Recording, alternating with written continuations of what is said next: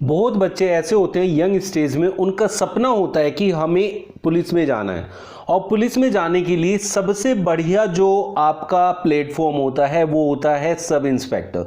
अगर आप sub inspector से स्टार्ट करते हैं, you can reach up to the top level, department के टॉप लेवल तक आप जा सकते हैं अगर आपकी स्टार्टिंग ही एसआई से होती है। तो जरूरी नहीं है कि आप आईपीएस नहीं बन पाए तो आपको वो एक प्लेटफॉर्म नहीं मिलेगा अपर स्टेज पे जाने के लिए। तो उसके लिए सबसे बढ़िया होता है सब इंस्पेक्टर। हम उसकी तैयारी कैसे करें, कहां से तैयार करना शुरू करें, कब स्टार्ट करें, क्या क्या चीज रखें, कौन सी स्ट्रीम से पढ़ाई करें, कैसे तैयारी करें, इस वीडियो में जाने बिल्कुल पूरे तरीके से कि आप एसआई बन सकते हैं तो कैसे बन सकते हैं। स्टार्ट करते हैं आज का अपने वीडियो सबसे बेसिक बात से कि आपको एसआई बनने के लिए एलिजिबिलिटी क्या होनी चाहिए। तो क्या आप सिर्फ 12th पास करके एसआई बन सकते हैं? नहीं बन सकते हैं। 12th pass is not the eligibility for sub inspector. आपको मिनिमम ग्रेजुएशन करना ही पड़ेगा। तो जो बच्चे अभी 10th क्लास में हैं उनको 11th क्लास में क्या स्ट्रीम लेना चाहिए कि वो एसआई बनने में उनको हेल्प करे। अगर जो बच्चे अभी 10th क्लास में हैं या जिनके भाई बहन 10th क्लास में या जिनके 10th क्लास में, आप उनको जब 11th क्लास में वो आए तो सबसे पहले आप उनको स्ट्रीम डिसाइड करने में हेल्प करें। अगर आपके बच्चे भाई बहन या फिर आप खुद ने ये डिसाइड कर लिया है कि हमें जाना ही एसआई में है, हमें गवर्नमेंट जॉब में ही जाना है और एसआई कम से कम बनना है, उसके लिए आप लोगों को 12th में जो 3 स्ट्रीम होती हैं, साइंस, कॉमर्स, आर्ट्स, उसमें से आपको आर्ट साइड चुनना है। आर्ट साइड आप अगर सिलेक्ट करेंगे तो आप पाएंगे कि उसमें जो हिस्ट्री है, पॉलिटिकल है, इकोनॉमिक्स है, इंग्लिश है, that will help you a lot. अब बहुत बच्चे बोलेंगे सर फिर हमारा मैथ्स तो वीक हो जाएगा। आप लोग जब एग्जाम में बैठेंगे, सीपीओ या फिर स्टेट पुलिस एग्जाम या एसएससी सीजीएल की जो इंस्पेक्टर लेवल का एग्जाम होते हैं, जब उसमें आप बैठते हैं तो आप लोगों के पास जो मैथमेटिक्स होता है वो 10th लेवल तक होता है, और अगर 11th 12th के कुछ क्वेश्चंस आते हैं जो आप बाद में प्रैक्टिस कर सकते हैं, उसमें ज़्यादा टाइम देने की ज़रूरत नहीं है। जो आपका मैथ्स है वो 10th लेवल तक ही पूछा जाता है इन सब एग्जाम्स में, इसलिए हमें 11th एंड 12th में आर्ट साइड लेने में कोई प्रॉब्लम नहीं है। बट 10th तक का एग्जाम में जो मैथ्स आता है वो आपको बहुत अच्छे से आना चाहिए। फिर आगे चल के वो ट्रिक्स के साथ जब आप उनको सीखेंगे तो आपको बहुत हेल्प मिल जाएगी। फिर आप लोगों को 11th क्लास से ही अपनी प्रिपरेशन स्टार्ट कर देनी है। वहीं से आपको हिस्ट्री, पॉलिटिकल, ज्योग्राफी, इकोनॉमिक्स, ये जो सब्जेक्ट आप लेंगे इनकी आपको थ्रू स्टडी करनी है, जिससे कि जीके का एक बहुत बड़ा पोर्शन आपका तैयार हो जाता है। फिर 12th के बाद आता है ग्रेजुएशन। किस स्ट्रीम में ग्रेजुएट होना पड़ेगा आपको एसआई बनने के लिए?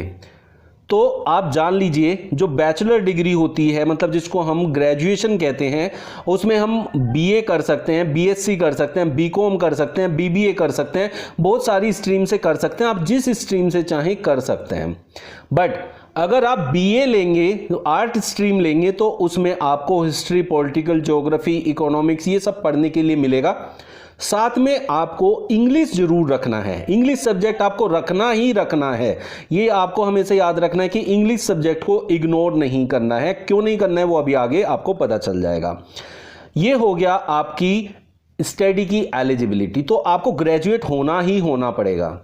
कितना परसेंटेज आपको स्कोर करना है ग्रेजुएशन और 12th क्लास के अंदर? कोई परसेंटेज क्राइटेरिया नहीं होता है। यू मस्ट पास, बस पास आप हो जाने चाहिए। अगर आप पास हैं तो you can apply for SI exam. तो फर्स्ट स्टेज कि आपकी एलिजिबिलिटी क्या होनी चाहिए, तो eligibility is graduation pass. Second is you must be at least of 18 years.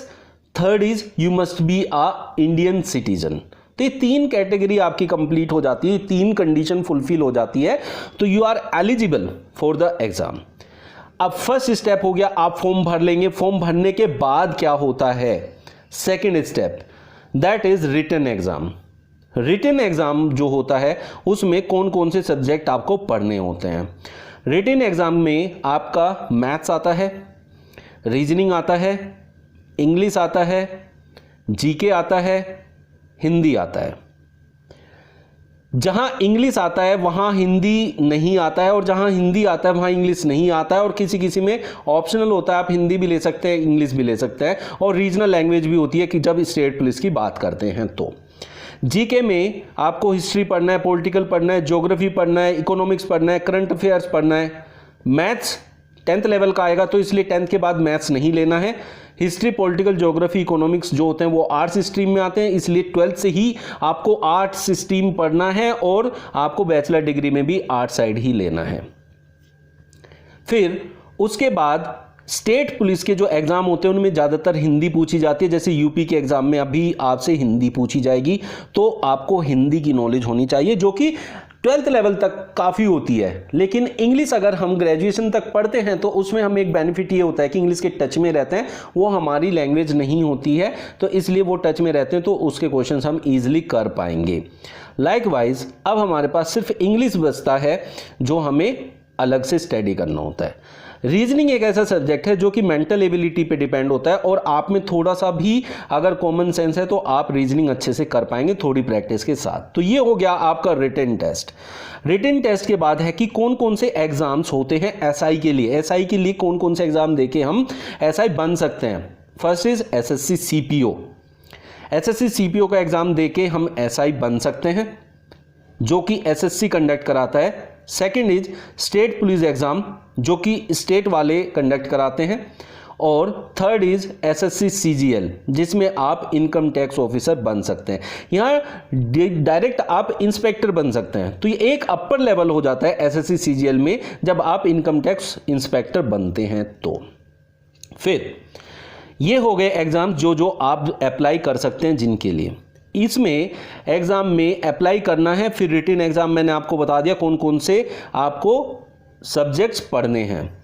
उसके बाद जब आपके दोनों कवर अप हो जाते हैं, रिटन एग्जाम में आप क्लियर कर लेते हैं, एक परसेंटेज अच्छा ले आते हैं, फिर वहाँ के बाद आता है आपका फिजिकल स्टैंडर्ड टेस्ट या फिर डॉक्यूमेंट वेरिफिकेशन जिसको हम कह सकते हैं। वहाँ आपको देखा जाएगा कि जो हाइट, जो वेट आपके लिए बोला गया है, चेस्ट कितनी है वो भी देखा जाता है। तो हाइट, वेट, चेस्ट आपकी उसके अकॉर्डिंग है जो आपसे मांगी गई है, या उससे कम ज़्यादा है तो आपको निकाल दिया जाएगा। फिर उसके बाद डॉक्यूमेंट वेरिफिकेशन होता है। जब आप हाइट, वेट, चेस्ट में क्लियर आउट हो जाते हैं तो देखा जाता है फिर डॉक्यूमेंट वेरिफिकेशन। वहाँ आपके डॉक्यूमेंट्स चेक होते हैं। डॉक्यूमेंट्स चेक होते हैं तो देखा जाता है ओरिजिनल डॉक्यूमेंट्स हैं और आप लोगों ने जो पढ़ाई आपने बोली है वो कवर अप की है कि नहीं की है। ये सारा प्रोसेस होने के बाद नेक्स्ट स्टेप आता है physical efficiency test. Physical efficiency test में ये आपका ऐसा टेस्ट होता है जिसमें आपकी रनिंग और आपकी जो जंप होती है, लॉन्ग जंप, हाई जंप, वो सब यहाँ टेस्ट की जाती है। आपका स्टेमिना टेस्ट किया जाता है कि आप आगे चल के पुलिस की नौकरी कर भी पाएंगे कि नहीं कर पाएंगे। इसको पास आउट करने के बाद लगभग 80 to 90% प्रोसेस खत्म हो जाता है। इसके बाद लास्ट आता है मेडिकल एग्जामिनेशन। मेडिकल एग्जामिनेशन में आपको चेक किया जाएगा कि आपकी आंखें, आपका शरीर में कोई प्रॉब्लम तो नहीं है। मेनली आंखें बहुत ज़्यादा टेस्ट की जाती है, बाकी आपकी पूरी बॉडी में कोई प्रॉब्लम तो नहीं है, वो चेक किया जाता है ताकि आप सेलेक्ट होने के बाद कोई प्रॉब्लम ना हो, जॉब छोड़ने की नौबत ना आए। फिर जब ये सारे प्रोसेस में आप पास हो जाते हैं तो now you are eligible for your job. लेकिन उसमें एक लास्ट स्टेप बचता है, दैट इज मेरिट लिस्ट। आपने सब कुछ अच्छे से किया फिर भी आप रह सकते हैं, क्योंकि जितने लोग चाहिए होते हैं जॉब के लिए उसके अकॉर्डिंग अगर ज़्यादा होते हैं तो आपका कट ऑफ, अगर आपके मार्क्स थोड़े बहुत कम है तो आपको फिर भी बाहर किया जा सकता है। बट मेरिट लिस्ट क्लियर होने के बाद वो होता है आपका फाइनल प्रोसेस। इसके बाद आपको ज्वाइनिंग मिलती है और आप सेलेक्ट हो जाते हैं, आप जॉब पे जाने के लिए रेडी हैं। ये सारा प्रोसेस था जिसको फॉलो करेंगे तो आप आराम से एसआई के लिए एलिजिबल हो जाएंगे, आप एसआई बन जाएंगे।